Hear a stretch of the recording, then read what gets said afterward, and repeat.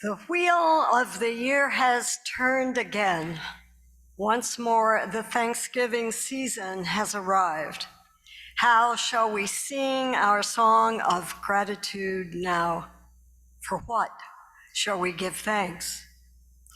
For this moment, for friends near and far, for our breath, for love, for courage and clarity, for strength, for delight, for laughter, for beauty, for the tables round which we gather, for the food we enjoy with friends seasoned with love and memory, for the sun and moon and stars in the sky, for the trees who have seen so much and still stand proud, stretching themselves to the sky, for the bright voices of children, for the wisdom of elders, for actions that bless the world, for hard work that makes a difference, for music and art and celebration,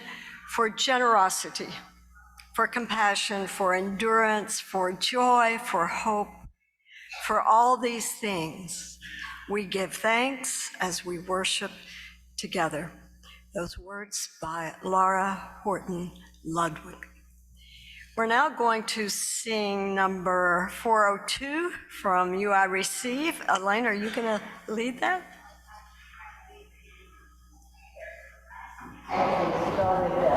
And so I'd like you all to try it with me if you're going.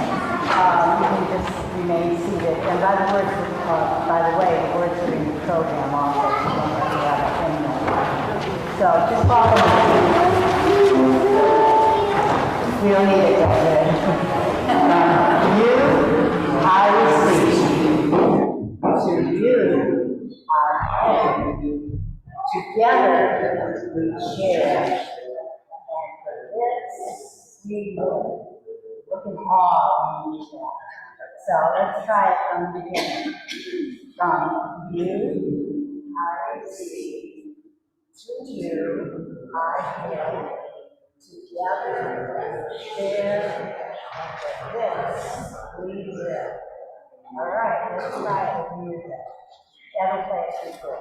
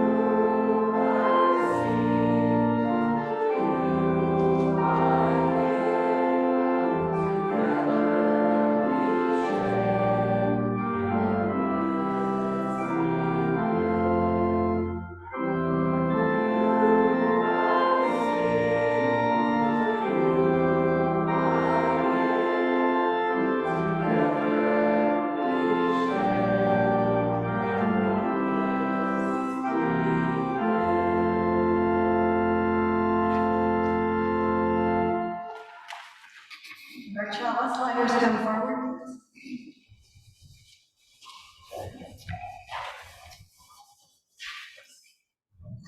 And I would ask rise, embody your spirit for the lighting of the chalice, and then remain standing for the doxology.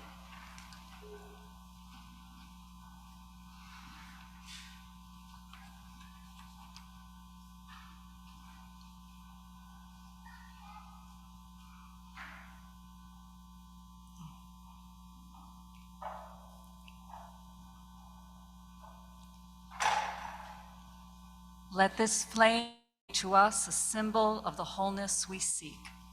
Its brightness dispelling gloom, lighting a path to faith and hope. Its glow reminding us of the sacred bonds that link us to all living things. Its radiance calling up to cast the light of freedom, justice, and peace upon all the world.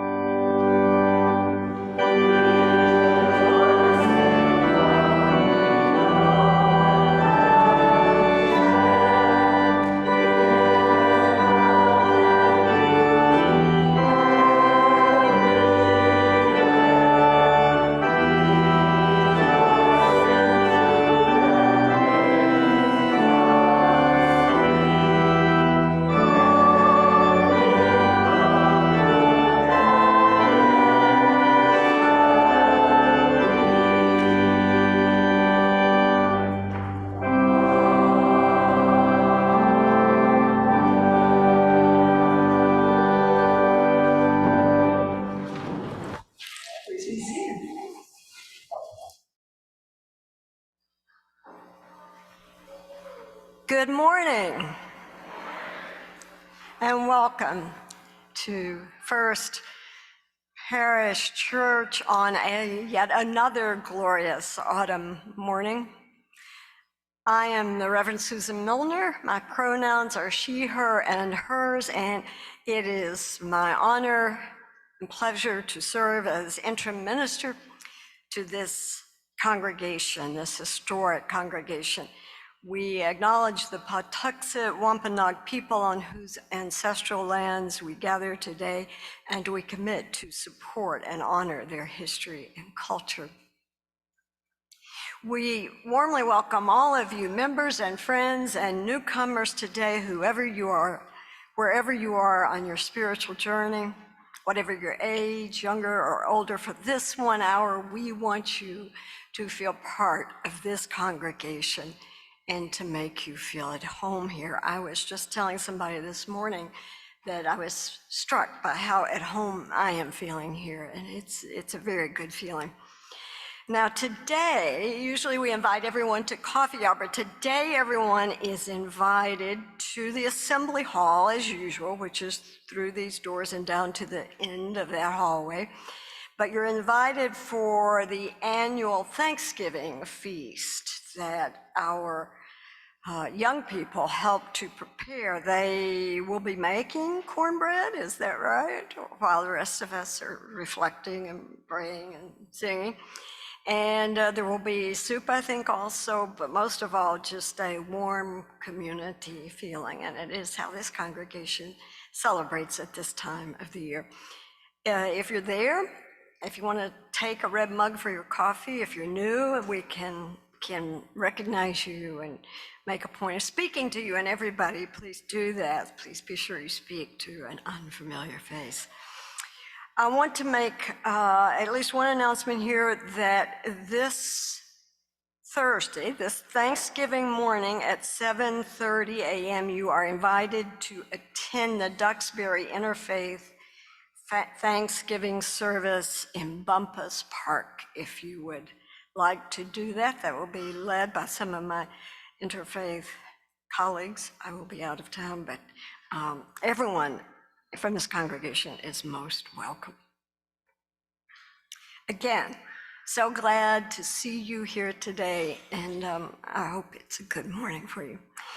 This month, every month, we try to share our plate with a worthy recipient, and this month it will be Guest at Your Table. We have Cindy Wilson here to, do you want to show the video first? Should Dustin? Okay, Dustin, if you go ahead and play the video first, a short video, and then Cindy has a few words to say. Did you know that Unitarian Universalists have been coming together for decades to support?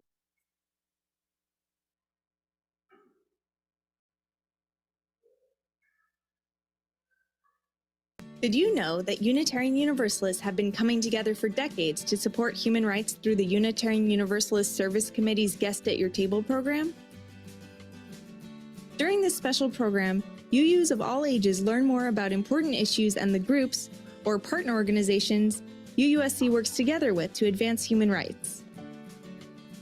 Working with community-based groups like UUSC Partners is a great way to get help directly to folks after disasters like a hurricane, and helps make sure the needs that are most important to communities are being met.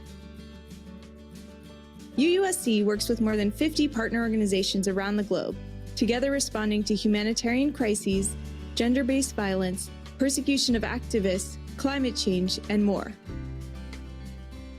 Guest at Your Table is a chance to get to know our partners and these issues better through learning the stories of 4 people connected to UUSC partners as if we were sharing a meal together. They are the guests in Guest at Your Table. After getting to know the guests, UUs spread the word about human rights and raise much needed funds for UUSC partners. From supporting youth leadership trainings, to amplifying their voices to world leaders, to buying needed supplies after a natural disaster, our partners request our help with all sorts of projects that make a difference in their communities. Through Guest at Your Table, Unitarian Universalists form a mighty web that helps support UUSC partners in their important work. Thank you for helping keep this important tradition going strong and joining us in the Guest at Your Table program.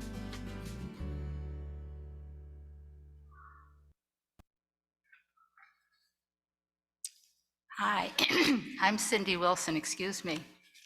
And This time each year, the Social Justice Committee offers you an opportunity to learn about and support the UUSC program Guest at Your Table.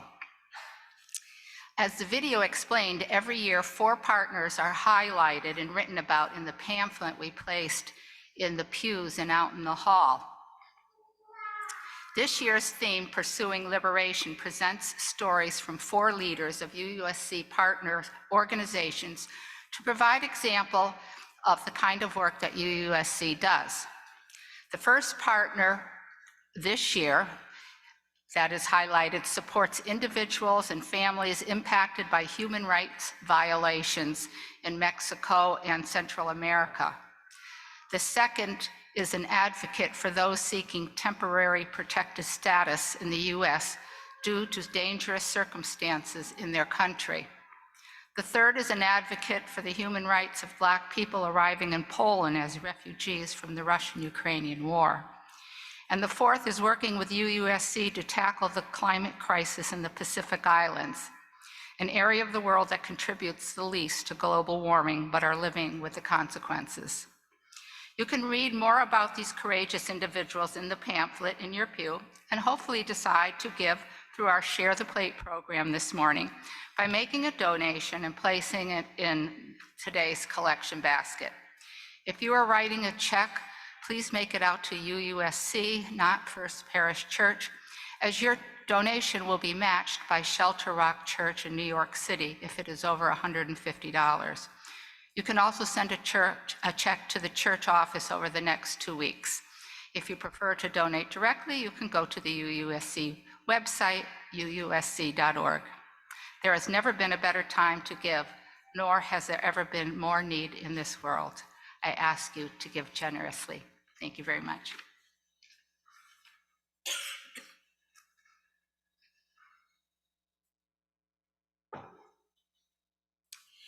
And now we will let our young people and those working with them go off to get cooking. Go now in peace.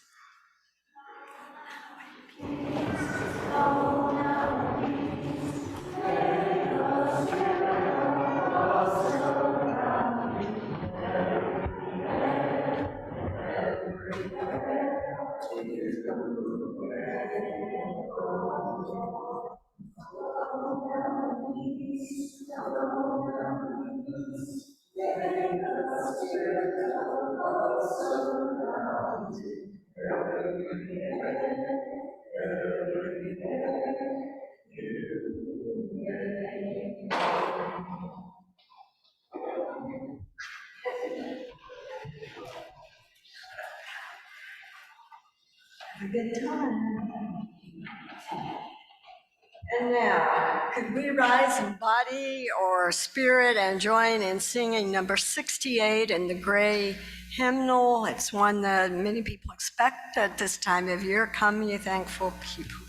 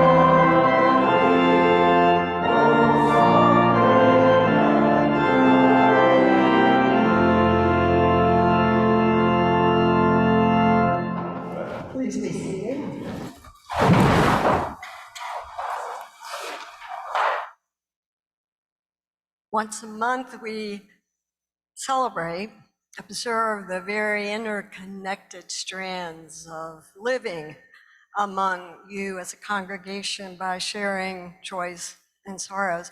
If you have, or joys and concerns, if you have one you would like to share this morning, you can come forward at this time and light a candle. You can do it silently, or if you wish to speak, please do tell us your name first, because not everyone knows everyone.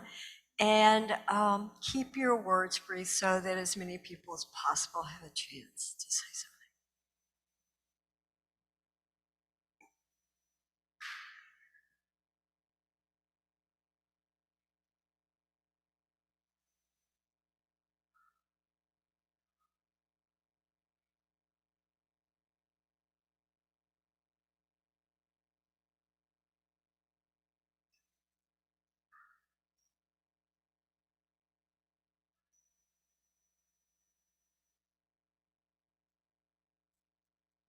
Good morning. My name is Jean Penven.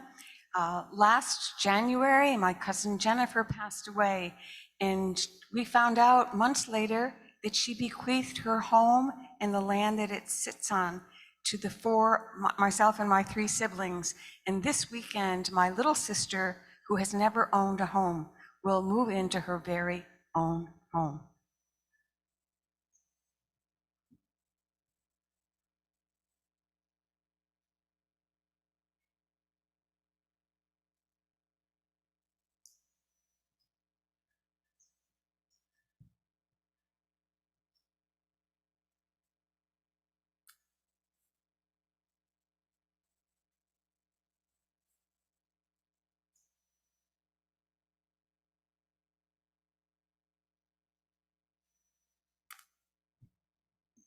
My name is Liz Chrisman, and this is my mom, Marilyn Chrisman, and we have a shared joy.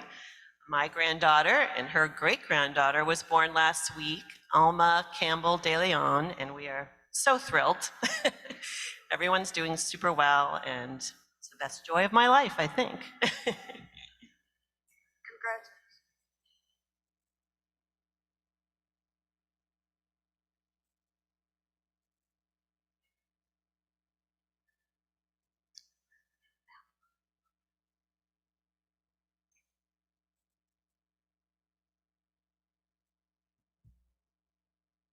This is a candle of concern for a good friend of mine who recently had, candle of concern and joy, I think, recently had a surgical procedure that showed that she had a cancer just sort of secondarily.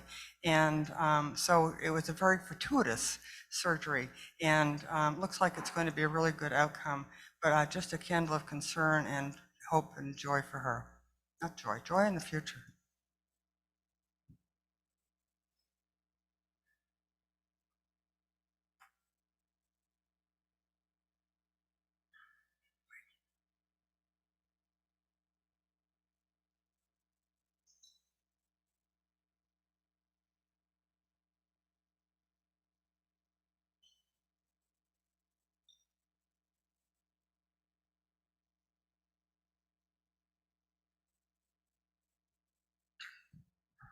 Well, good morning. I'm Bob Hughes, and I lit 2 candles today.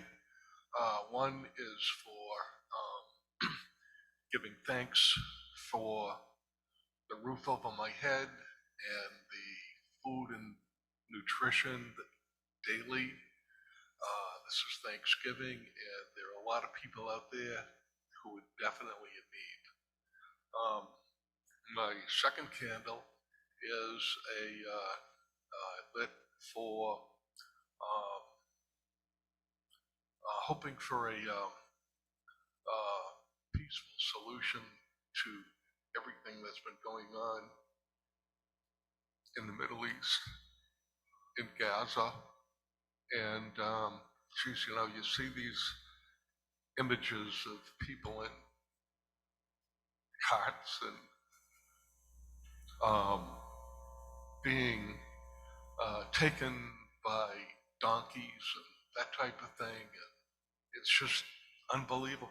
It's just kills me to think that something like this is going on in our world today. And I just want to express my sincere wishes for a peaceful situation over there. And I hope that everything works out. Thank you, and have a great Thanksgiving.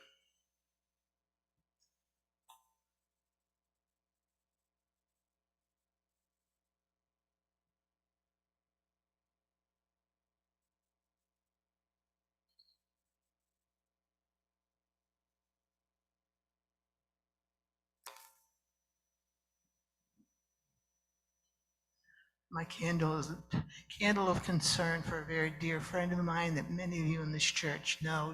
She's not a member of this church. She goes to the Norwell Church, but she's been very involved in Cedar Hill. It's Deanna Riley. She is very ill with undiagnosed. She's been in the hospital for a week and they still cannot diagnose what is wrong with her.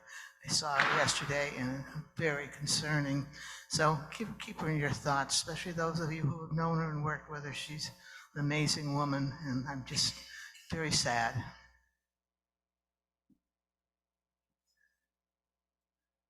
I sure would, and I'll bring you the microphone.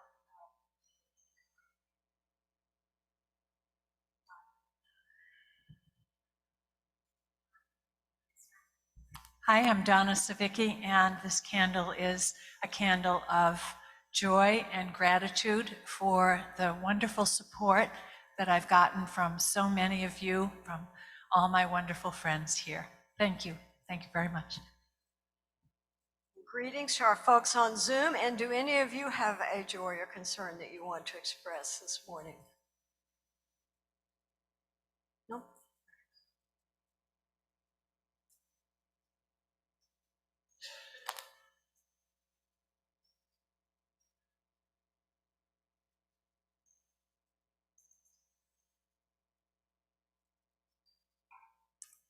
I've lit 2 candles. One of them is for a dear friend and colleague of mine who has been dealing with a serious illness and faces some serious surgery before further treatment this week. And it just means a lot to me to light a candle for her. And one for all the joys and concerns that go unspoken this morning, but which are here, carried here in our hearts and in the hearts of others who are not here today.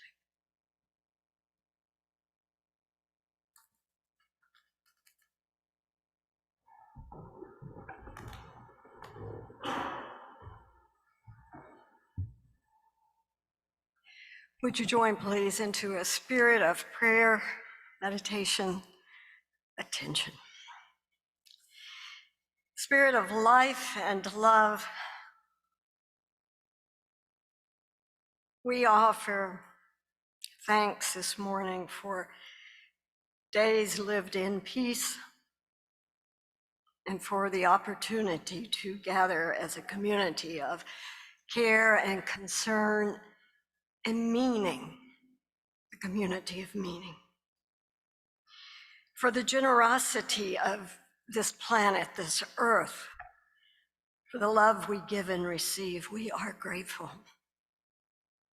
We hold in the light all those mentioned today, are known to us, who are ill, are suffering, are facing hard times. We hold in our spirits all those abroad in so many situations who are suffering and facing trauma. May there be unimagined and unanticipated respites and relief. As we approach the holiday, we recognize that for some, such times are ones of loneliness or struggle. May moments of beauty and satisfaction grace their days. Let us remember, too, the complex history of Thanksgiving, which is a day of mourning for Indigenous people. May we forge greater awareness, and may we make our way toward greater justice. Now, in this moment, we hold quietly our own private gratitude and concerns. Let us enter into the silence.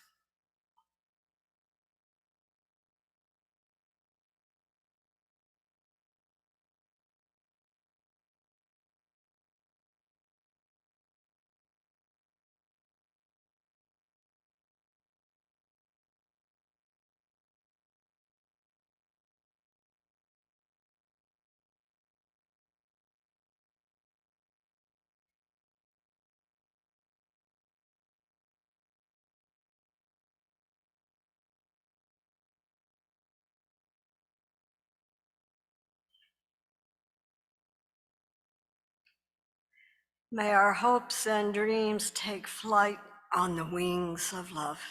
Amen. Blessed be.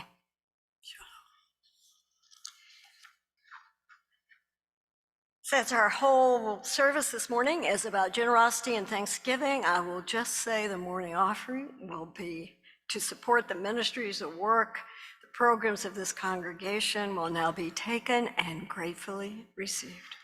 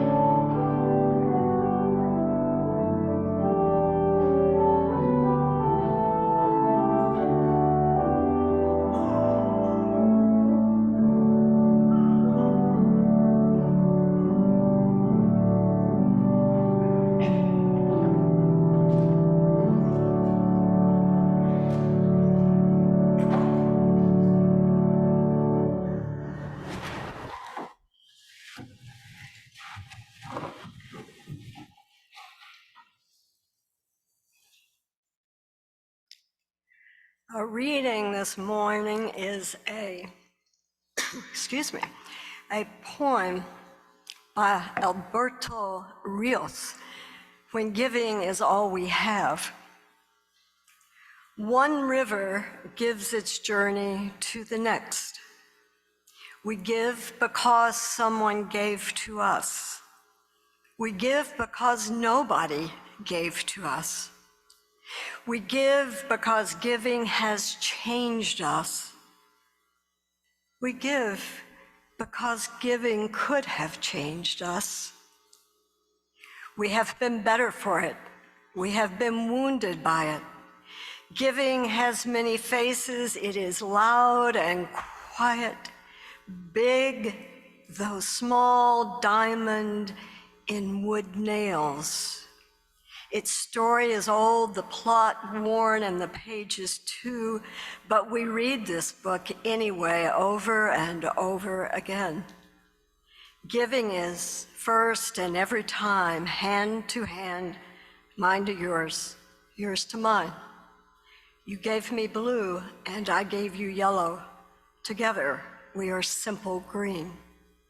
You gave me what you did not have, and I gave you what I had to give. And together, we made something greater from the difference.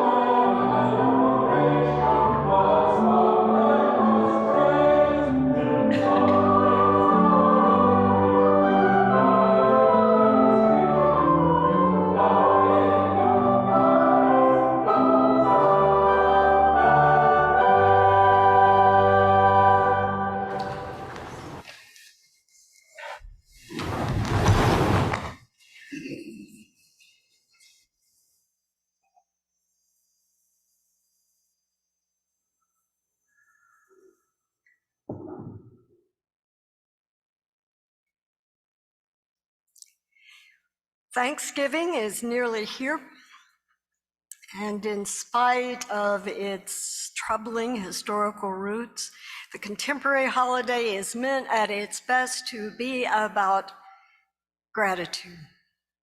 That's why people contribute to food banks at this time of year, why we support guests at your table, why even the most secular families might stop for a moment of grace at the beginning of the meal. And how awkward can those moments sometimes be?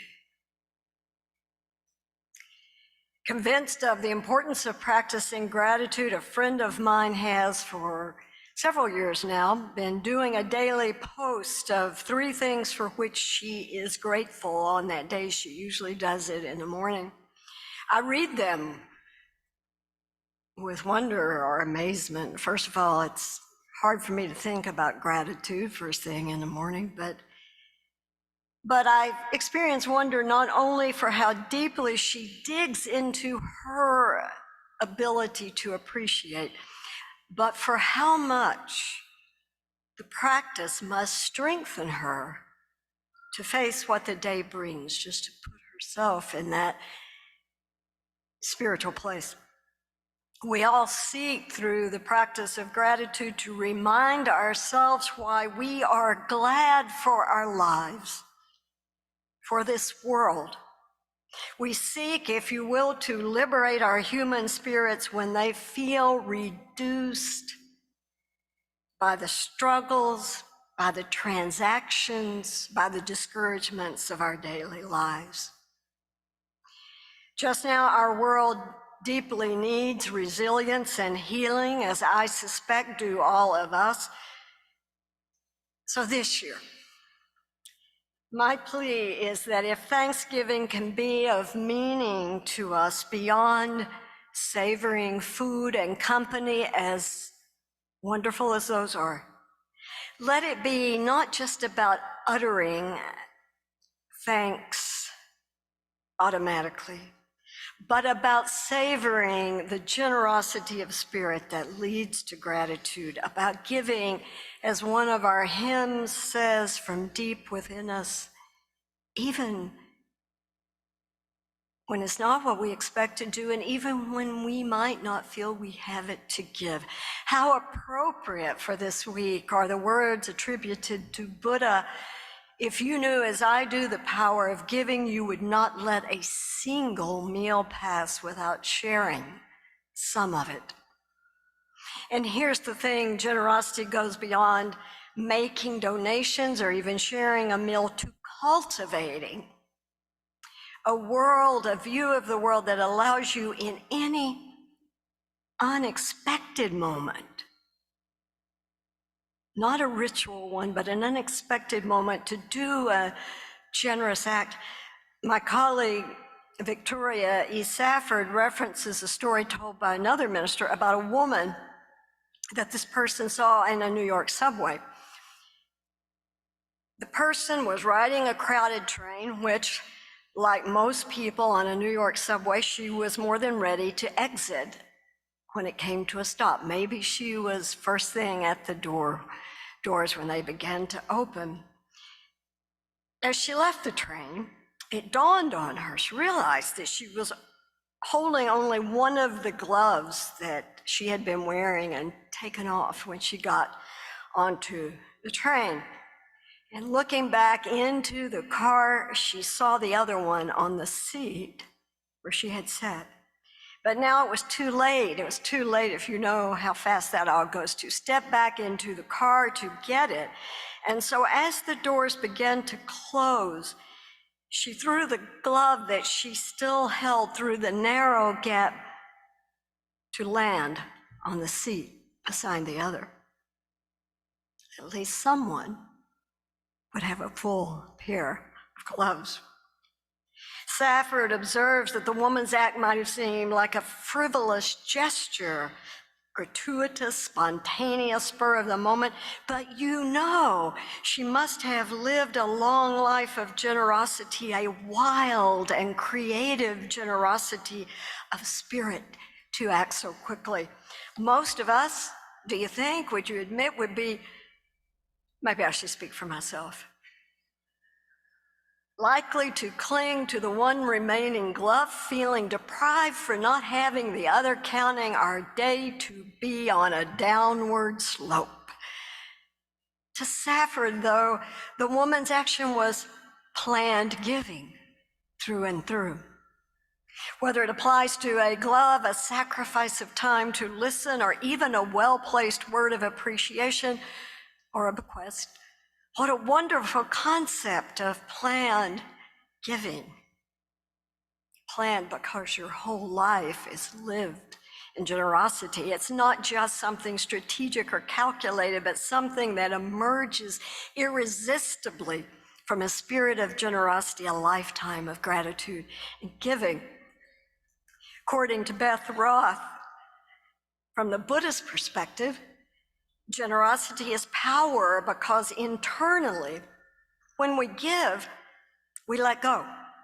We relinquish the clinging, grasping, guarding, and attachment that cause us all so much suffering, that cause you to still be holding one glove with a lot of disappointment. From a Western scientific perspective, generosity is good for those who experience it and practice it. Research has shown that it improves the ability to cope with physical pain and chronic diseases, leads to decreases in blood pressure and cholesterol, it increases sleep. And all of that together is referred to as the helper's high. Now that's good to know. And all the same kinds of studies exist to prove the benefits of prayer and attending religious services. But I wonder, is anyone going to be generous for that reason? Is anyone going to pray for that reason? Is anyone going to attend a religious service for that reason? And when it comes to generosity, isn't there something a bit off about looking at only what it does for us? In the Buddhist view, as I understand it, generosity, or the practice of anything that eases suffering, may ease your own, will ease your own, but it also affects a much larger web of interconnection where the spiritual aim is to reduce all suffering. And from our Unitarian Universalist perspective, generosity, while very good for us if we practice it, does something else. It empowers relatedness. It empowers relationship. It creates possibility. It helps all of us be our better selves in order to create a better world. As the indigenous people who lived here long before our ancestors knew then and know now, it brings us into harmony with a world, the generosity of which makes our lives possible and sustains us. In other words, generosity is a key factor in the right relationship of the whole. As Alberto Rios weaves it, you gave me blue and I gave you yellow. Together we are simple green. You gave me what you did not have, and I gave you what I had to give. Together we made something greater from the difference. You know, at a time when we are exhausted by the need to take sides everywhere we look, to oppose what is threatening, and there is so much, perhaps we can make time, even if we don't have it, perhaps we can give time to look for the opportunities for healing generosity in our here and now lives. Think about this. How many of us have sat in a meeting or been in a conversation when, because of the intricacies of the human psyche, the needs of the human heart, and everyone's fears about the world, we find ourselves clinging to a position even when it starts to wear thin? How often in such moments might our conviction remain, but if we're honest, we can find the generosity to say to someone, and say it honestly, that's a new and important way for me to look at it. Or simply, you're right about that. And what if that other person isn't even being wise, but just scrambling to express a lived truth or to hold on to some hope in the face of feeling existentially threatened? An act of generosity can be simply to lower the temperature and let go of your own need to win, because if you don't win, what happens? We don't have to win in order not to lose. Indeed, sometimes when we let go of the need to win, when we relinquish it, when we don't cling to it, when we just toss our need to be right through a rapidly closing door of relationship, it is freedom that we experience. That's the generosity of spirit that can transform our little piece of the world. I have seen it happen. I have seen it happen in board meetings. I have seen groups transformed by it. I have seen it in congregations. Moments of generosity that change the direction of the ship.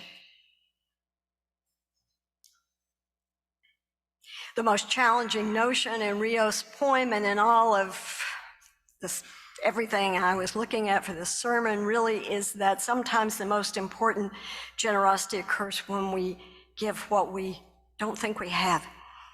Angela Herrera writes that something profound happens when we give from our poverty, from when we give what we don't have. If you don't have time, spending time on something is giving out of your poverty. If you are lonely and you don't have friends, offering friendship to others is a heady moment. If you feel unlistened to, listening to others is a soulful and momentous gift.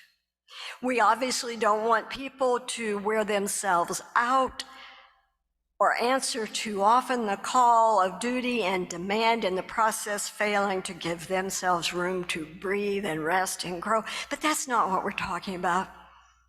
This is about acts freely given, choices freely made that open up and renew not only those who receive, but those who give. And it is to remind ourselves why we are glad for our lives and for this world, and it is to liberate our human spirits. I hope you practice generosity this year with what you have, supporting the guest at your table and other programs which are just as important to people in this traumatic year as in any other. But most of all, I hope for you and those you are near and those you love, a wild and creative generosity of spirit that relieves you of the despair and discouragement that can creep up, the surprise gift of attention or credit or compassion or kindness that transforms the trivial act and the spontaneous into the life-giving. Generosity that goes beyond the limit of our expectations in extraordinary circumstances, even literally creates or begets life, as embodied in the story of Brenda Jones. After years of an illness, Jones, who at 69 years of age, believed she could have many more years of productive quality life ahead of her, now needed a liver transplant. Her primary care provider placed her on a transplant list, and she and everyone she loved and the people who were caring for her hoped, prayed, kept their fingers crossed, whatever the theology, that a donor would soon materialize. For at least a year, Brenda held her metaphorical breath to see whether she got that second chance at life. Finally, it happened. Her doctor called. He said there was a match and it was time to do the surgery. Before she could even leave on the trip to get there, her transplant surgeon called to tell her of a new development. A 23-year-old woman, Abigail, who needed a liver transplant to live another 24 hours, had been flown into the hospital that day, and guess what? She was also a match for the donated organ that had appeared. The choice, the doctor said, was Jones's. Her response came immediately from the depths of her living: give it to Abigail. The young woman received the liver. She survived. And it was one of the greatest acts of generosity they had ever experienced, her medical team said. And thankfully for Brenda, for those caring for her, and for the mood of this sermon, 4 days later, another liver was found for Brenda Jones.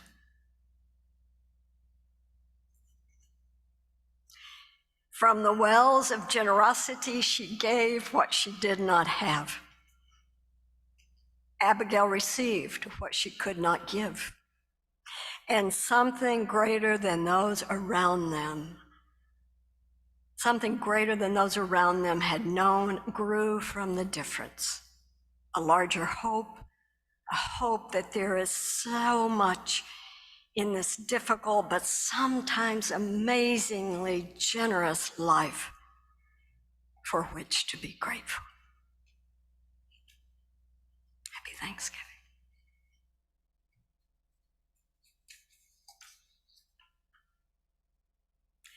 I invite you to rise and body your spirit and sing hymn number 67 in the Gray Book, We Sing Now Together.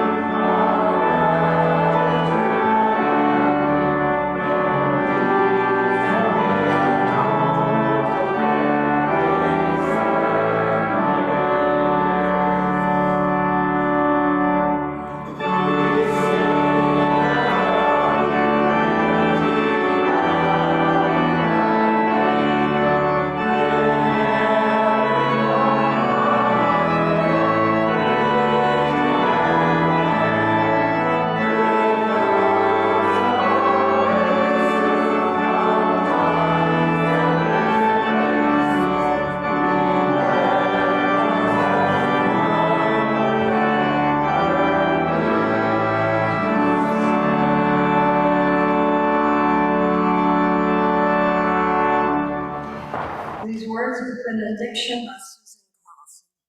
We leave blessed by our connections to one another, to the Spirit of life, Walk lightly, that you see the life that is below your feet. Spread your arms as if you had wings and could dance through the air. Feel the joy of the breath in your lungs and the fire in your heart. Live to love and be a blessing on this earth. Amen.